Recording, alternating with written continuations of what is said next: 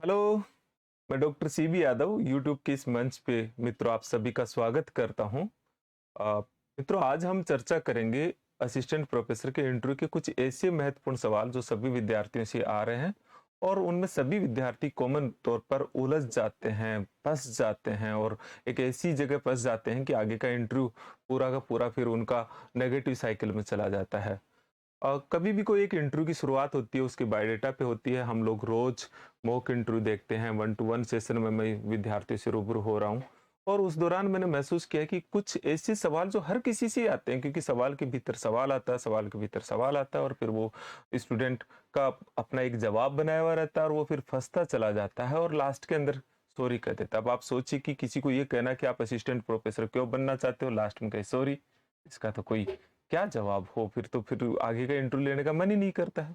तो ऐसी स्थितियां रोज मैं महसूस कर रहा हूँ, देख रहा हूँ, रोज मॉक इंटरव्यू के दौरान देख रहा हूँ।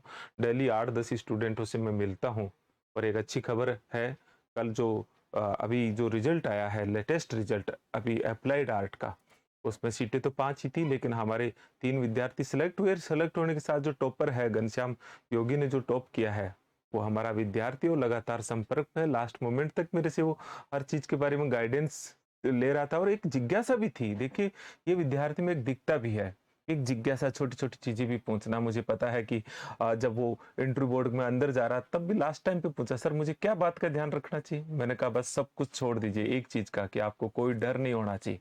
ये डर नहीं होना चाहिए कि आपका कोई सिलेक्शन ना होगा। और बाद में इंटरव्यू देते ही उसने कहा मेरा सर शानदार इंटरव्यू आ, क्योंकि मुझे कोई डर ही नहीं था। तो ये छोटी छोटी चीजें होती है। हमारा लगातार एक इंटरव्यू प्रोग्राम चल रहा है, उसमें हम खुद रोज कुछ ना कुछ सीखते रहते हैं। मैं ये नहीं कहता कि मैं आज बता रहा हूँ कल और कुछ चीजें जुड़ती है। आप लोगों की भी तैयारी ऐसी है, हर रोज कुछ ना कुछ उसके भीतर जुड़ना चाहिए मित्रों।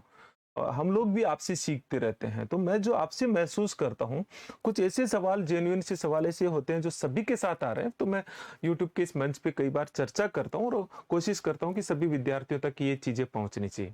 तो एक जो सबसे कॉमन सवाल आ रहा है, मैं 4-5 क्वेश्चंस आज डिस्कस करूंगा इस संक्षिप्त वीडियो में।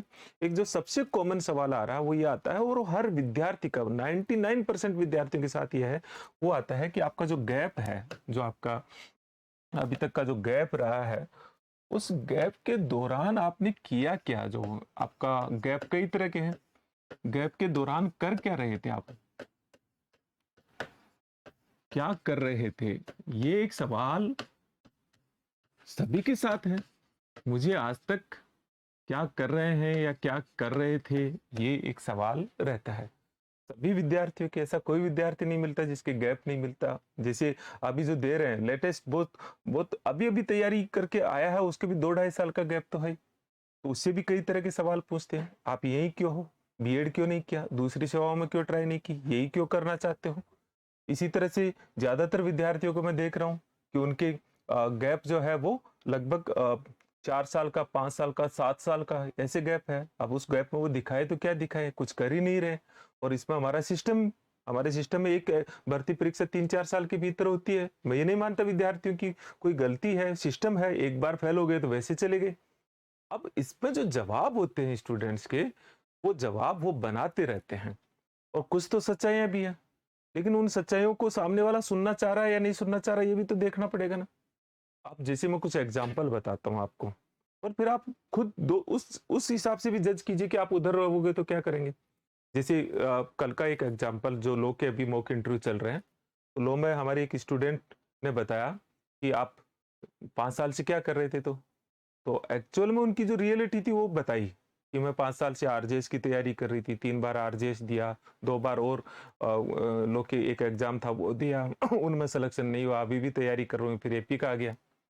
अब आप सोचिए, हाँ सच्चाई तो यही है। बहुत सारे विद्यार्थी का ये सच्चाई होती है कि वो सिविल सर्विसेज की तैयारी कर रहे होते हैं, वहां पे नहीं हुआ, नहीं हुआ तो फिर आप असिस्टेंट प्रोफेसर का आ गया, ये दे लिया। अभी अभी मेरे पास एबीएसटी की स्टूडेंट का भी मैं मॉक ले रहा था, तो वो उनका कहना था कि मैंने जूनियर अकाउंटेंट का दिया, उसमें नहीं हुआ, 2 और एग्जाम दी, उसमें नहीं हुआ, फिर अभी असिस्टेंट प्रोफेसर का सर आपके पास दे रहा हूँ।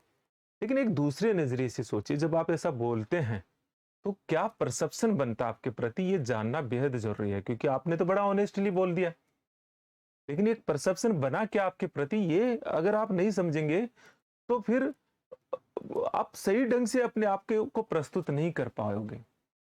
यहाँ जो 2 प्रोफेसर और 2 एक्सपर्ट के तौर पर आपका एक मूल्यांकन कर रहे हैं मित्रों, सोचिएगा, वो क्या ऐसे स्टूडेंट को लेना चाहेंगे क्या कि जो पहले से 4 जगह सफल होके आया? वहां नहीं हुआ तो यहां आ गया, सिविल सर्विसेज की दे रहा था, वहां नहीं हुआ तो यहां गया और यहां से फिर अगर वहां सक्सेस हो गया तो वापस वहां चला जाएगा। अगर आरजेएस का अभी एग्जांपल में मैं बता रहा हूं, अगर आरजेएस का एग्जाम मान लीजिए दे रहा है स्टूडेंट, लगातार 3 बार दिया, अभी वाला भी दिया हुआ है, अब असिस्टेंट प्रोफेसर का इंटरव्यू दे रहा है और फिर असिस्टेंट प्रोफेसर में हम सेलेक्ट कर लेंगे तो वहां चला जाएगा। कर क्यों लें? सवाल है कि इस साइड आप इस सीट की तरफ बैठ के देखोगे तो सवाल होगा कि क्यों कर लें ऐसे विद्यार्थी को। हम उस विद्यार्थी को देखना चाहता ना, क्योंकि वो क्या देखना चाहता, वो ये देखना चाहता है कि ऐसा स्टूडेंट जिसका लक्ष्य हो हायर एजुकेशन, एप्टीट्यूड हो, रिसर्च एप्टीट्यूड, वो तो है नहीं। अब क्या करें? तो ये एक जनरल जेन्युइन प्रॉब्लम हर जगह मैंने महसूस किया। आप कह देते हो सर ये तो बात है, लेकिन हम जवाब क्या दें? इसके जवाब के लिए थोड़ा सोचो और बनाओ। देखिए आप ऐसा कह सकते हो, देखिए ये आप चीजें मान के चलिए कि फेलियर लोगों को ज्यादा स्कोप नहीं होता है, इसलिए बहुत ट्रूथली अपनी सच्चाई को बताना ये नुकसान करवा सकता है। तो इसे मैं ये नहीं कह रहा हूं कि इसे नहीं बताए, लेकिन इसे छुपा तो सकते हैं ना। आप ये कह सकते हैं, इसमें कई तरीके हैं, हर स्टूडेंट का अलग अलग निकलता है, लेकिन फिर भी एक कॉमन में कुछ तरीके बता रहा हूं। आपको ये बताना चाहिए कि सर निश्चित तौर पर ही 5 साल का ये गैप है, लेकिन 5 साल के पीरियड में मैं मेरे सब्जेक्ट को निरंतर आगे बढ़ा रहा था, मैं अपना नॉलेज बढ़ा रहा था। मैंने इस बीच में पिछला प्रयास भी किया था, मैं सफल नहीं हुआ। मैं लगातार अपने विषय में आगे बढ़ रहा हूँ और मुझे विश्वास है कि इस बार मेरी तैयारी बहुत अच्छी की है, निश्चित तौर पर ही मैं सफल होऊंगा। जब आप ऐसा कहते हैं तो तुरंत सवाल आ जाएगा, दूसरी तैयारी नहीं की आपने। आप कहिएगा ऐसी स्थितियों में, ऐसी स्थितियों के भीतर जो जवाब बनता है वो एक इस तरह से बनाया जा सकता है और वो उसमें सच्चाई भी है। आप कह सकते हो इसमें कि सर मैंने मुख्यतः असिस्टेंट प्रोफेसर को टारगेट लेकर के मेरे विषय को निरंतर मैं मजबूत कर रहा था। हालांकि जॉब सिक्योरिटी बहुत कम है, इसको देखते हुए मैंने जो दूसरे एग्जाम्स थे वो भी दिए थे, लेकिन उनको उतना डेडिकेशन के साथ में नहीं दिया और इस वजह से मैं सर वहां सफल भी नहीं हो पाया।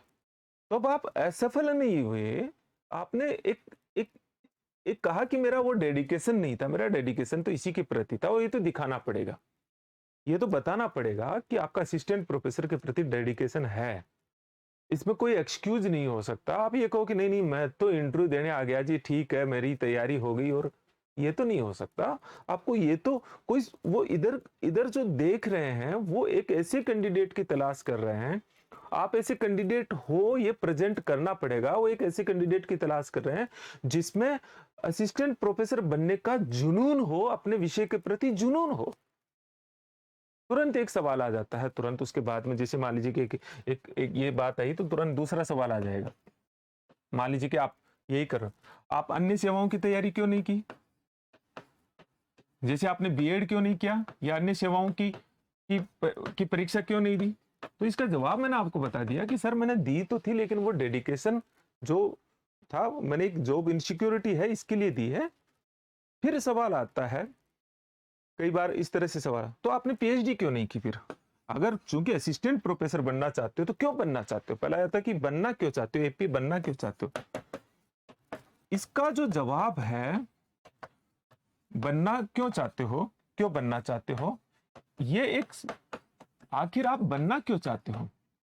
सर मैं इसलिए बनना चाहता हूं क्योंकि मुझे पढ़ाना बड़ा अच्छा लगता है, ज्यादातर जवाब।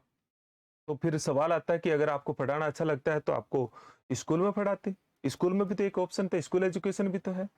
नहीं सर मैं मेच्योर बच्चों को पढ़ाना चाहता हूँ, फिर ऐसे बताने लग जाते हैं मैं बड़े बच्चों को पढ़ाना चाहता हूँ। मैं पूछता हूँ भाई क्यों पढ़ाते हो? इसलिए सर वो फ्रेंडली माहौल होता है उनसे। ये सारे जवाब गलत होते हैं मित्रों, इनसे ये बोलने के लिए बोलते हैं और पता लगता है। रियलिटी में आप ये देखिए कि एपी है क्या, असिस्टेंट प्रोफेसर है क्या, ये क्या कोई टीचिंग करवाना है क्या वहां? ना ना ना, असिस्टेंट प्रोफेसर के 3 मूल काम है। नंबर 1, खुद का उस विषय में निरंतर आगे बढ़ने का एक प्लेटफॉर्म है।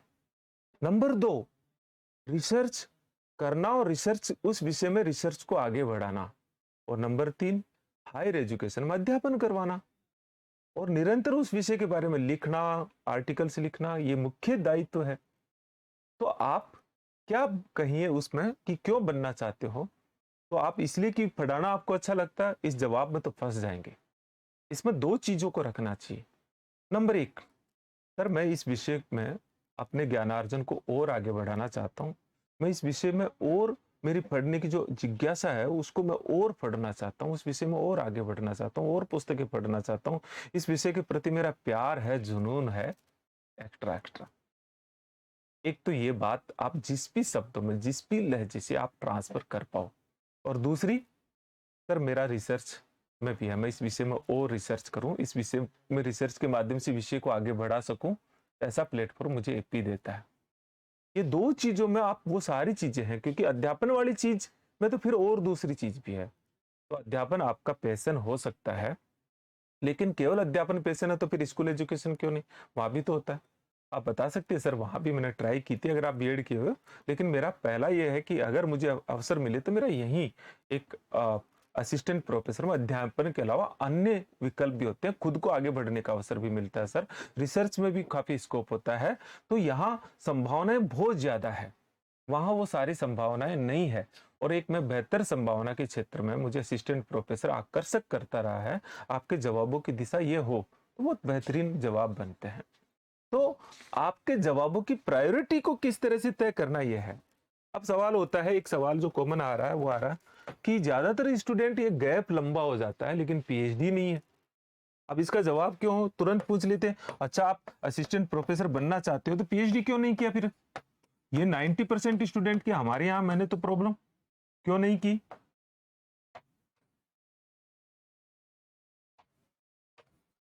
पीएचडी क्यों नहीं की, आपका तुरंत सवाल आ जाता।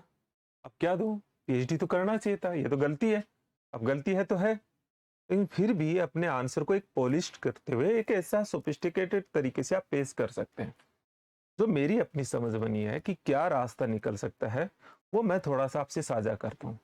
मित्रों, रास्ता ये निकल सकता है इसमें कि आप कहिएगा कि निश्चित तौर पर सर पीएचडी नहीं करना मेरी अपनी एक गलती मानता हूँ, लेकिन सर मैंने ये समझा इस बीच में 2-3 चीजें हो सकती है। आप कुछ पारिवारिक कारण बता सकते हो, आप कह सकते हो कि मैं इस बीच में थोड़ा सा जॉब में इन्वॉल्व हो गया था, ट्यूशन पढ़ाने लग गया था, ये भी हो सकता है। अगर आप जॉब लग गए थे तो कह सकते हो कि मुझे एनओसी की थोड़ी दिक्कत थी, पहले मैंने सोचा कि क्यों नहीं असिस्टेंट प्रोफेसर का एक अपॉर्चुनिटी दे ली जाए। लेकिन एक बेस्ट जवाब ये भी हो सकता है, अगर 3-4 साल का गैप है तो आप कहिए कि निश्चित तौर पर सर मुझे पीएचडी करनी चाहिए थी, मैंने नहीं की, मैं इसी गलती भी मानता हूँ, ये समझ मुझ में अब विकसित हुई है। लेकिन उस समय मेरे में ये समझ बनी कि एक बार चूंकि इसमें नेट मिनिमम डिग्री है, इस विषय को मैं और मजबूत करके असिस्टेंट प्रोफेसर में मैं चयनित करवा लूँ, उसके बाद में मैं पीएचडी बहुत इत्मीनान से और बहुत बेहतरीन करूँ।